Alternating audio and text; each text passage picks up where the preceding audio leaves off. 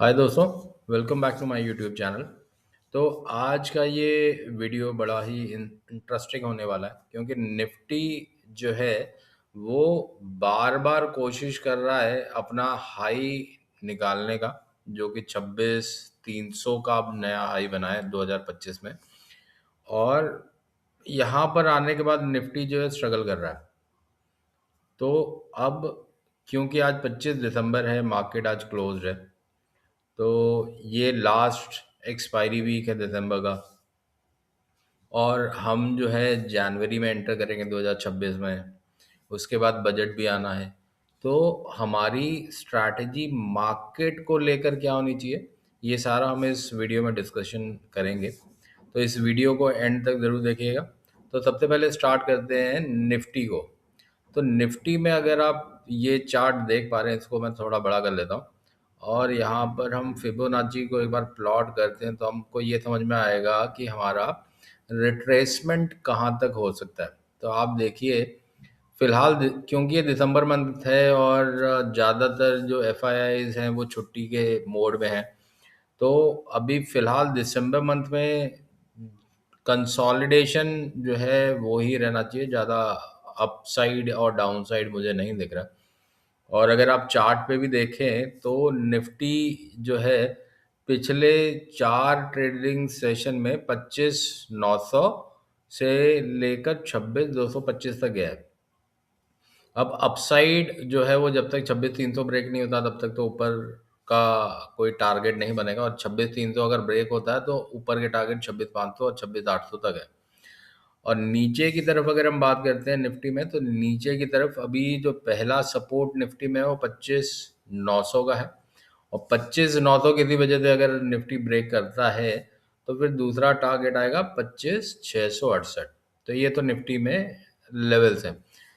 अभी फिलहाल option buyer के लिए बहुत ही मेरा सजेशन ये है कि आप ना ही ट्रेड करें, क्योंकि आप देखिए विक्स जो है वो सिंगल डिजिट में चला गया। तो सिंगल डिजिट में मतलब ऑप्शन बायर जो है उनके लिए हमेशा ही वो लॉस मेकिंग प्रोपोजिशन रहता है। तो मेजरली क्योंकि लो वॉलेटिलिटी रहेगी, तो ये सेलर के बहुत ही फेवर की सिचुएशन है। अब जब तक कि वॉलेटिलिटी इंडेक्स दोबारा डबल डिजिट यानी 10 के ऊपर नहीं आता है, तब तक तो ऑप्शन बायर जो है वो मेरे हिसाब से तो कोई भी ऑप्शन ट्रेड अगर कर रहे हैं तो इंट्राडे ही करें, और ना करें तो ज़्यादा बेटर है। ऑप्शन सेलर के लिए सबसे बेस्ट पोजीशन है कि वो 26,000 की कॉल और पुट बाय कर सकते हैं, सेल कर सकते हैं, सॉरी। और उसको आपका जो है 26,000 की जो कॉल और पुट है उसमें जो प्रीमियम आज की डेट में चल रहा है, वहाँ से जो भी डिके होगा वो वहाँ पे उनका प्रॉफिट बनेगा।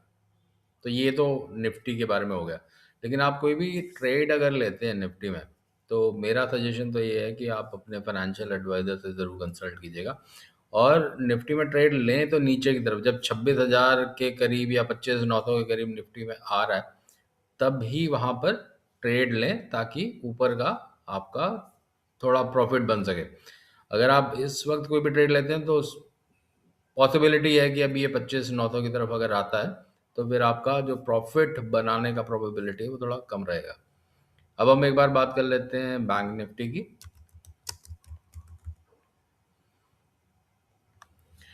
बैंक निफ्टी को हम देखें तो वो भी दोस्तों कंसोलिडेट ही कर रहा है। इसको भी एक बार फिबोनाची हम यहाँ पर प्लॉट कर लेते हैं और रिट्रेसमेंट में, क्योंकि बैंक निफ्टी में देखिए आप ज़्यादा कोई भी मूवमेंट नहीं है। मतलब वो 1,000 2,000 के दायरे में आप ऊपर देखिए कि 60,000 और नीचे जो है 58,800। तो ये 2,000 के दायरे में बैंक निफ्टी अभी काफ़ी समय गुजार लिया। काफ़ी समय का मतलब आप ये देखिए, ये कैंडल जो थी 17 नवंबर थी, तो 17 नवंबर को बैंक निफ्टी ने ये रेंज ब्रेक करी थी 58,500 की, और उसके बाद से इसने जो टॉप बनाया बैंक निफ्टी ने वो 60,150 का बनाया। और तब से लेके अभी तक ऑलमोस्ट 1 महीने से ऊपर हो गया, 40 दिन हो गए, और बैंक निफ्टी इसी 2,000 की रेंज में ट्रेड कर रहा है। तो यहाँ पर भी अगर आप कोई भी पोजीशन आप लेते हैं तो शॉर्ट टर्म की पोजीशन आप ले सकते हैं। और अगेन नीचे अगर 58,800 के आसपास बैंक निफ्टी आता है तो वहाँ पर आप एक बार को एंट्री ले सकते हैं और अपना जो स्टॉप लॉस है वो कॉशियसली 500 पॉइंट नीचे रख सकते हैं, क्योंकि उससे नीचे का रेंज तो बनी रह रहा है। अगर आप शॉर्ट टर्म पे जाएंगे, शॉर्ट टर्म कैंडल्स पे जैसे आर्ली पे जाते हैं, तो आपको वहाँ पे रेंज मिल सकती है। और ऊपर की तरफ अगर आप मान लीजिए 58,800 या 59,000 के करीब बैंक निफ्टी में एंटर करते हैं, तो फिर ऊपर की तरफ आपका जो रेंज बनता है वो 59,500 तक का बनता है। तो ये 500 पॉइंट को आप ट्रेड कर सकते हैं। लेकिन अगेन अगर आप कोई भी ट्रेड लेते हैं तो अपने फाइनेंशियल एडवाइजर से ज़रूर कंसल्ट कीजिए। अब इसके अलावा हम बात करते हैं गोल्ड और सिल्वर की। तो ये मैंने अपने प्रीवियस वीडियो में भी बहुत ही क्लियरली बताया था कि गोल्ड भी अपना ऑल टाइम हाई ब्रेक करेगा। अगर आपने मेरा प्रीवियस वीडियो देखा हो तो आप देखिए कि गोल्ड ने अपना प्रीवियस हाई ब्रेक भी किया और उसके बाद $4,500 पे ट्रेड कर रहा है, कंफर्टेबली ट्रेड कर रहा है। तो मुझे गोल्ड में तो अब यहाँ से भी थोड़ी तेजी दिख ही रही है। और यहाँ से गोल्ड कहाँ तक जा सकता है उसकी अगर हम एक बार को बात करें तो वो भी देख लेते हैं कि गोल्ड अब यहाँ से कहाँ तक जा सकता है।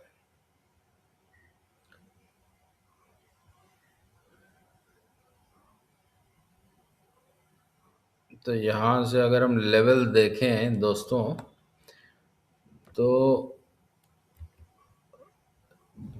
गोल्ड में नेक्स्ट लेवल जो खुल रहे हैं वो 4900 के खुल रहे हैं। तो बहुत ही मतलब $500 और ऊपर जा सकता है, और डेफिनेटली ये एक दो दिन में तो नहीं जाएगा। तो ये जो व्यू है या ये जो टारगेट मुझे दिख रहे हैं, ये डेफिनेटली 2 से 3 महीने 6 महीने भी हो सकते हैं। नीचे की तरफ सपोर्ट की अगर हम बात करें तो अब ये नीचे का जो सपोर्ट गोल्ड में बनेगा वो 43-4400 का बनेगा। और ऊपर के टारगेट जो है वो अब 4900 से 5000 क्योंकि राउंड फिगर है तो 5000 तक गोल्ड में टारगेट खुल गया है। अब उसी अब गोल्ड के बाद हम सिल्वर की एक बार बात कर लेते हैं। तो सिल्वर तो मतलब गोल्ड को आउट परफॉर्म कर रहा है अब तो, क्योंकि इसने आज तक के जितने भी हाई थे, मतलब सिल्वर का जो प्रीवियस हाई था वो काफ़ी 2011 में लगा था मेरे ख्याल से। तो 2011, हाँ 2011 में आप देखिए $50 का हाई बनाया था, और उसको अब जाके 14 साल का वनवास सिल्वर ने पार किया है, तो अब जाके इसने इसको ब्रेक किया है।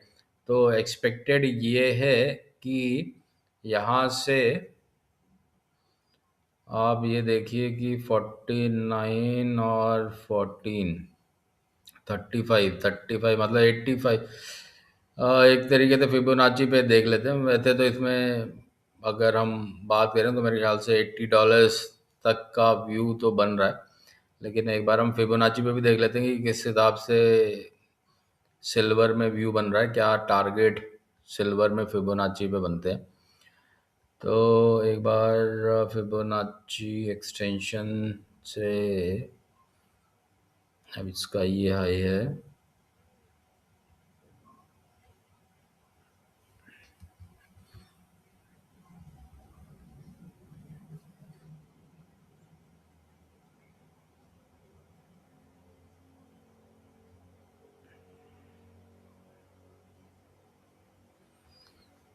तो दोस्तों सिल्वर के अगर आप टारगेट देखना चाहते हैं तो $90 जो है वो यहाँ से 61% का अपसाइड फिबोनाची के हिसाब से, तो $90 तक के यहाँ पे अपसाइड सिल्वर में दिख रहे हैं। और नीचे अगर सपोर्ट की बात करते हैं तो सपोर्ट के लिए नीचे सिल्वर में $67 का सपोर्ट दिख रहा है। तो अगेन ये मेरे व्यूज़ हैं, ये एक आप देख सकते हैं कि चार्ट पैटर्न पे टेक्निकल एनालिसिस के बेसिस पे मैं आपको ये सजेस्ट कर रहा हूँ। इस पे कोई भी आप ट्रेड लेते हैं तो उसके लिए आप अपने फाइनेंशियल एडवाइजर से ज़रूर कंसल्ट कीजिएगा, वो आपको बेटर राय दे सकते हैं। मैं आपको सिर्फ बता सकता हूँ कि मेरा क्या व्यू है।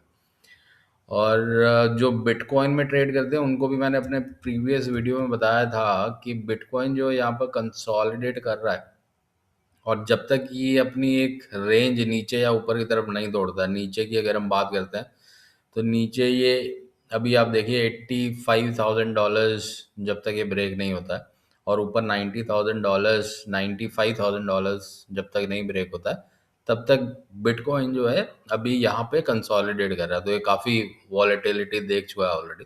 तो यहाँ पर अब जिन भी लोगों ने $120 के आसपास अपनी पोजीशन बनाई थी यहाँ पर टॉप पे, तो वो अपनी पोजीशन यहाँ पे उन्होंने अगर नहीं एग्जिट किया है तो वो यहाँ पर लेके बैठे हुए हैं, और वो वेट कर रहे हैं कि कब बिटकॉइन दोबारा ऊपर जाएगा और कब वो अपनी पोजीशन से एंटर करेंगे, एग्जिट करेंगे। तो यहाँ पे देखिए, अगर 95,000 को बिटकॉइन ब्रेक करता है तो नेक्स्ट लेवल जो है वो 1 लाख के होंगे, और 1 लाख को ब्रेक करने के बाद 115, और 115 को ब्रेक करने के बाद 125, ये बिटकॉइन के लेवल्स बनते हैं।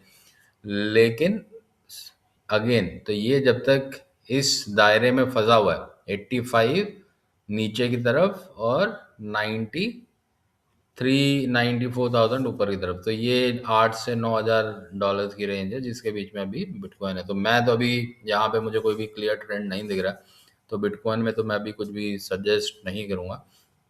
और इसके अलावा दोस्तों, क्योंकि बजट आ रहा है, तो आप ऐसे स्टॉक पे अपने ट्रेड रख सकते हैं जिनका बजट में कोई भी अनाउंसमेंट आ सकता है, जैसे रेलवेज के स्टॉक हो गए, जैसे फर्टिलाइजर्स के स्टॉक हो गए। इसी तरीके से और भी काफ़ी स्टॉक होते हैं जिनका कि बजट में कुछ ना कुछ न्यूज़ आता है, और वो न्यूज़ ड्रिवन स्टॉक होते हैं। लेकिन वो स्टॉक में आप कोई भी एंट्री लेते हैं तो वो 1-2 महीने के लिए ही होगी, जब 2 महीना भी नहीं, इनफैक्ट 1 महीने का ही एंट्री होगा।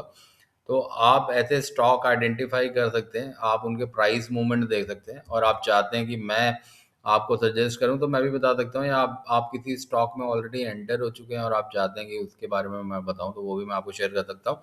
आपको बस क्या करना है कि मेरे वीडियो के कमेंट बॉक्स में उस स्टॉक के बारे में लिखना है, और मैं उसका पूरा चार्ट एनालिसिस आपको शेयर कर सकता हूँ। लेकिन अगर आप बात करते हैं रेलटेल, रेलवे की अगर हम बात कर रहे हैं, तो रेलटेल का एक बार चार्ट देख लेते हैं। तो आप ये देखिए कि चार्ट जो है इसने नीचे जो है वो बॉटम बनाया है 324 का, और ये अभी ऊपर की तरफ 356 आ गया, 25, ऑलमोस्ट ₹25 बढ़ा है, तो 10% के करीब पहुंचने वाला है। ऊपर की तरफ अगर हम टारगेट देखें तो अभी यहाँ से ये ₹50 और जा सकता है, यानी 12% के करीब का टारगेट यहाँ पर दिख सकता है। इसी तरीके से फर्टिलाइजर में अगर हम कोई भी स्टॉक देखना चाहें, एनएफएल देख लेते हैं, नेशनल फर्टिलाइजर। तो नेशनल फर्टिलाइजर के स्टॉक को अगर हम देखते हैं तो ये अभी ब्रेकआउट देगा। तो देखिए नीचे की तरफ 83 के लेवल पे इसका एक सपोर्ट जोन बन रहा है, और ऊपर की तरफ अभी ये रेजिस्टेंस इसका 88 के करीब बन रहा है। अगर ये 88, इनफैक्ट 90 से इसमें बिकवाली आ रही है, तो 90 को अगर ये ब्रेक करता है तो इसका नेक्स्ट लेवल जो है दोस्तों वो 96, और 96 के बाद 100 का बनता है। तो वो ऑलमोस्ट 10% का है। तो क्योंकि मेरे ट्रेड 10 से 12% के होते हैं टारगेट के साथ, तो इसीलिए मैं ऐसा कोई भी बड़ा टारगेट नहीं देता। तो मैं जो भी चार्ट या जो भी स्टॉक आपको सजेस्ट करता हूँ उसकी रेंज जो होती है, वो टारगेट जो होते हैं 10 से 12% होते हैं। और अगर आपको 2 महीने 3 महीने में 10% मिल रहा है तो वो बहुत अच्छा एक रिटर्न है। बैंक में आपको 6 से 7%, 8% का रिटर्न मिलता है, एफडी में 7% का रिटर्न मिलता है। तो स्टॉक में अगर आपको 3 महीने में 10% का रिटर्न मिल रहा है तो क्यों नहीं। तो दोस्तों, ये मेरा वीडियो अब यहाँ पर समाप्त करने का टाइम आ गया। आपको लगता है कि मेरा वीडियो में आपको बेटर क्लैरिटी मिल रही है निफ्टी, बैंक निफ्टी और स्टॉक्स के बारे में, तो कमेंट में बॉक्स में ज़रूर मेंशन कीजिएगा, और मेरे वीडियो को लाइक ज़रूर कीजिएगा, और चैनल को सब्सक्राइब भी कीजिएगा। तो इसी के साथ मैं अपना ये वीडियो यहाँ पे समाप्त करता हूँ दोस्तों। See you in my next video.